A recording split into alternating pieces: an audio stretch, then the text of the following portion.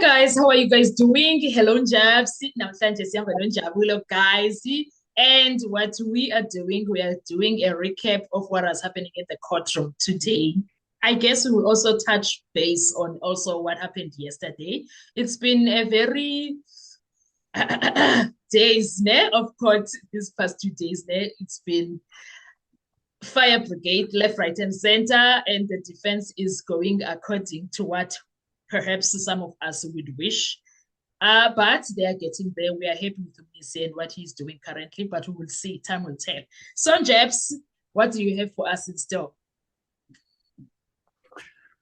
Hi, Noni, and your people. Thank you again for welcoming me. So before we can even talk about what happened, maybe it'll be good that we do a recap of what happened today. Sure. It's a clip I'm just gonna play now. Okay. November, you are assisted by the office of the DPP in Johannesburg. But when information started to filter in, then the docket was then moved to the office of the DPP in Pretoria. Is that what you're saying? Athi ngabe yiloko ukukhuluma ukuthi ngesikhathi bona docket ngomnyaka 2018 ngoNovember kade usizwa ke nomolekelelo kabashushisi abakhulu baseGoli bese ngemuva thuthule ke ulwazi lulo walithola ke idocket leli belingaphansi kweoffice yabashushisi lasePretoria. No, it's not what I'm saying, my lord. Okay. What I'm saying is the docket get assigned to us on the 12th specific of November 2018. Just a month later, because between January and November to January 2019, it's only 1 month, it's a month of December. On the 26th of January 2019, I found myself with Brigadier Perumal at the DPP of Pretoria. So in that space, in other words, from the 12th of November when we signed for the docket, then there was a directive given by the NDPP that the matter must be removed from Pretoria, from Johannesburg to Pretoria. At that stage, there was no evidence or information pointing to any of these accused. Even in that meeting that we had on the 26th of January 2020,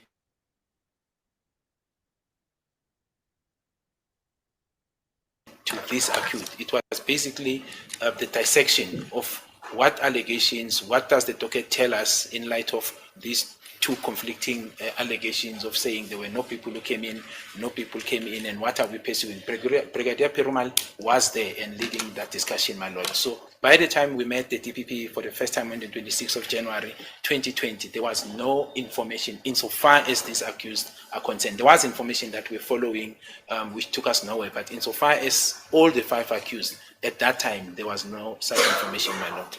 Athi ke lapho ke docket lelo wathola ke ngelanga la nge-12 nyanga November ngomnyaka 2018 ngesikhathi bathola kade ngenazi lutho olukhuluma khona ke ngaphakathi kwedocket melana nabasola laba bobahlanu ngesikhathi athola idocket leli bese ngelanga la nge-26 ngesikhathi bakade lapho ke kuyisikhathi lesi kade bamtshela ngalo ukuthi idocket sele balimikisi balitransferile from lapho eoffice laseGoli ukuletha ngapha eoffice lasePretoria la beshushisi khona ke lapho ke athi kula behamba khona ke noBrigadier Perumal khathi kade yakhona ke ngelanga la nge-26 kumhlangano wabo ke kade benawo ke futhi abashushisi abakhulu abakhona ngalapha eoffice abashushisa na ePretoria athi futhi ngesikhathi kade kusenzeka lokho ke kade bengenalo ulwazi kade benalo mayelana nabasola bonkana abaqhamuka phambi kwenkantolo kepha kade bethola nje ulwazi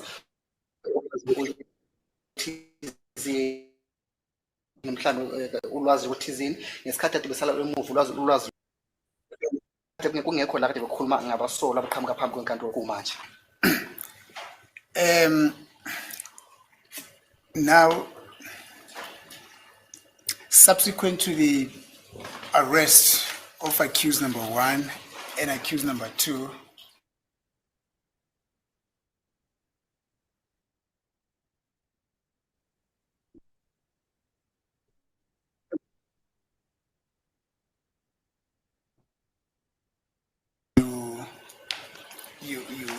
you formulated a viewpoint that indeed there was a breakthrough now because at least we have got something tangible. I just want to understand myself in that context. athi ngabe yakuzwisisa yini ukuthi ngemuva ukuthi kutholakale noma kuboshwe kumsolo oqala futhi nomsolo wesibili-ke kulane nani atholake ukukhanya ngohlanga atholake khona-ke yebo ukhanya mayelana nokuhamba kwenu ubheka phambili ngesikhathi nisesha icala leli. I can agree, my lord, to say we had evidence that connected, obviously, at that time, accused number 1 and 2, and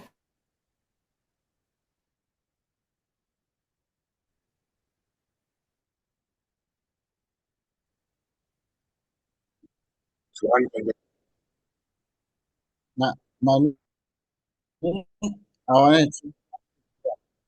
I wanted to stop here because I don't want people to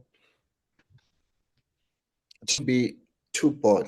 Yes. Now, Gininda is taking us on the journey of the docket. Mm-hmm. We know that docket 636 was opened in October 2014. Mm. What I'll remind your people, Noni, that docket 375, it's only opened on sometimes in January, I think between January 18 and January 23, basically, 2019. That is why it's 375/01/2019. Okay. Now, what does that mean? And docket 375 was saying there is somebody that is defeating the ends of justice. Yes. So Gininda kept on telling us that clearly between Bona and Makubo, they were no longer in speaking terms. Mm-hmm. Now, and then also we were hearing the news that information has been leaked that there is a missing statement. We also had Sfiso May were also saying that Brigadier Gininda stole a critical document statement. Mm-hmm. And Gininda then now also told the court, I think under cross-examination, I'm not sure of Ramsepile, that there was never a missing statement. There was never a missing statement. The statement has always been there. We had in one of the lives where we ate, where Pat showed the receipt with no, this thing was handed over on this particular day. Now, so that alone, that understanding alone, it shows us that if then now Gininda calls a friend to go to the DPP, because in his previous conversations, he said Perumal was only appointed to resolve a dispute because both investigators had two different views. I'm not sure if you recall that evidence of Gininda. Yes. That's how Perumal comes from. But then Perumal is not somebody that is new to Gininda. Didn't Perumal come from Cape Town or something, or Jabul? Didn't he say that he's coming It is from? called that they worked with in the also worked with Gininda on them. Remember Gininda to taxi violence. Perumal on the Taxi Violence Commission, Perumal also testifies there. Oh, he's been working that side. Yes, remember when they say National Task Team, they can take people from different. Oh, so he is from Cape Town. I don't know his origin, but I can tell you. Yes, I remember him saying that, but or PE or something. But what I can tell you is that they've been working with Gininda for the longest time. So getting to the DPP on the 26th of January 2019, of course, Perumal was going to side with Gininda's version.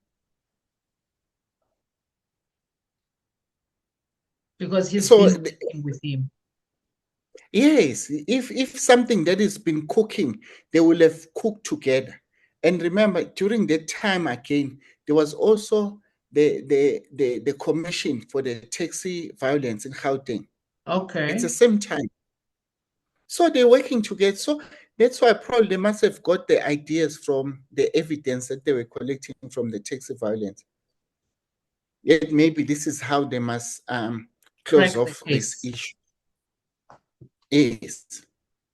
Now, no, there was a statement so that your people don't say anything. You're gonna have to read, when.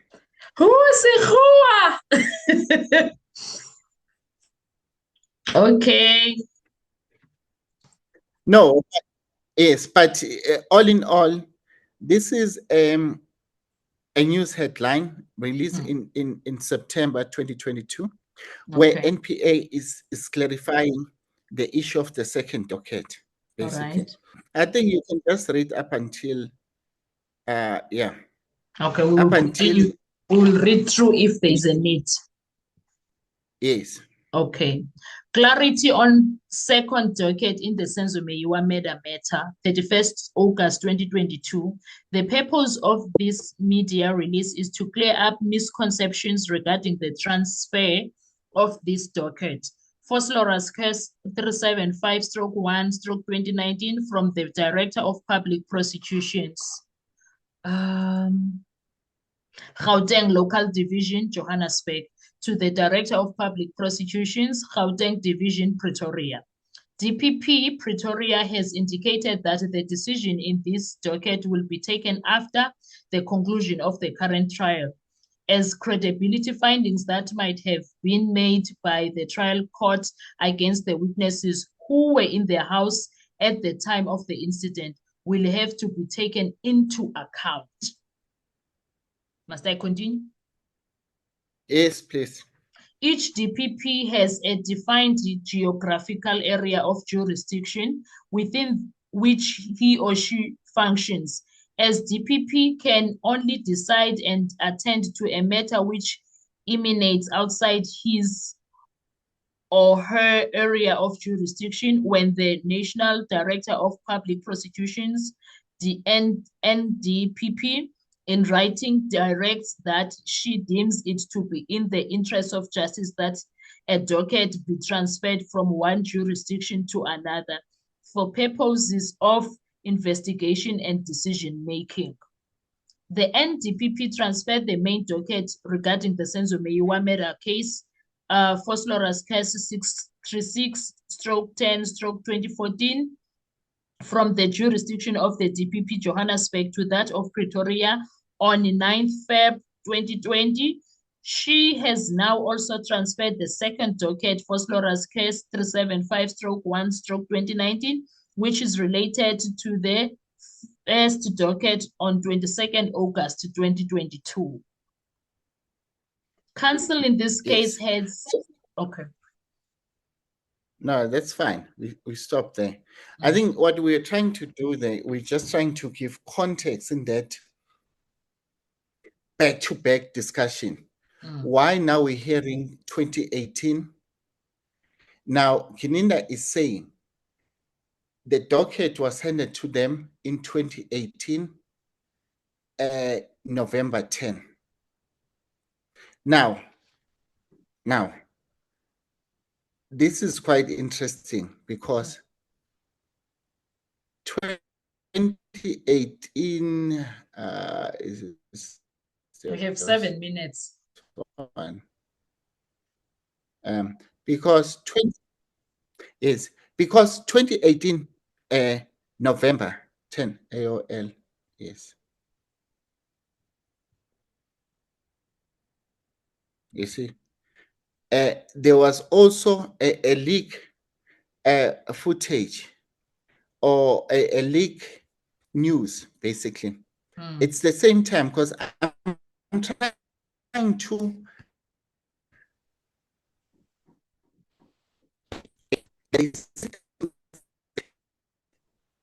Gininda, when he took the case as well, set in terms of who wrote what, it's fine. I will deal with those things on a different thing, on a different platform. But the publication, the publication now is on the 9th. I want you to read here that Senzo Meyiwa was mistakenly shot. Okay. Mhm.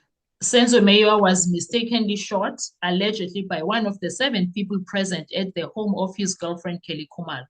But witnesses claimed it was an imaginary robbery gone wrong in part of a cover-up, which involved senior police officers, Sunday Independent can reveal. Contrary to the claims that Meyiwa was killed by armed robbers, the former Bafana Bafana and Orlando Pirates goalkeeper was accidentally shot when he tried to intervene in a quarrel between Khumalo's sister Zandi and her boyfriend Longwetwala at the singer's mother's home in Vosloorus, Ekurhuleni, on October 26, 2014. Khumalo's mother, Ntombi Gladness Khumalo, allegedly also handed Meyiwa's phone to a neighbor. The former lead investigator in the case, Colonel Bongani Gininda, is said to have withheld a crucial statement he had received in 2017 on who murdered Meyiwa and why. A case of defeating the ends of justice was opened against him in May this year, but he was mysteriously transferred to KwaZulu-Natal before he was arrested or questioned. Police sources claim nobody from the National Prosecuting Authority is willing to sign the warrant for his arrest. The source, sorry. Let's read in. Yes, continue. Okay. The revelations are contained in Meyiwa murder docket and other official records seen by Sunday Independent this week. This includes the draft charge sheet, sworn supplementary affidavits from neighbors, correspondence letters between the police and NPA, and comprehensive police progress report prepared for Police Minister Bheki Cele and National Police Commissioner General Kehla Stole by former investigation team leader Colonel Gininda in April this year. In a memo to the Gauteng Director of Public Prosecutions, Advocate Sibongile Mzinyati, on August 7, 2019, Johannesburg prosecutor's boss, Advocate Andrew Chauke, said no contact was made with this office from 10 August 2015 until docket in the case was handed back to the office in April 2019 after various attempts. Let's stop here. Let's Okay. stop here. We have 3 minutes. Now, yes. But then what we're trying to tell you is that the back-to-back of what Gininda and Mnisi was they were arguing about. And you hear that Gininda knows less information to respond to Mnisi. But yet at the same time, there was more information about him on the newspaper. They even said that he was a former lead investigator. So he was And previously an investigator before the 2019 allocation. Yes, because he does say that, yes, before he was allocated, now being in the national court case. Because remember, there was a lot of back-to-back when people were being changed on that, or on this case. So all that Mnisi that is trying to get to is trying to get Gininda to share with him the correct timeline. 2016, you took over the case and then you stopped at some point. Then other people came on board, and then later on you were brought in once you were on a national court case. That's what Mnisi is trying to get you. So that's the higher grade. I'm sorry that it took us this long for me to try and give context to your phenomenon.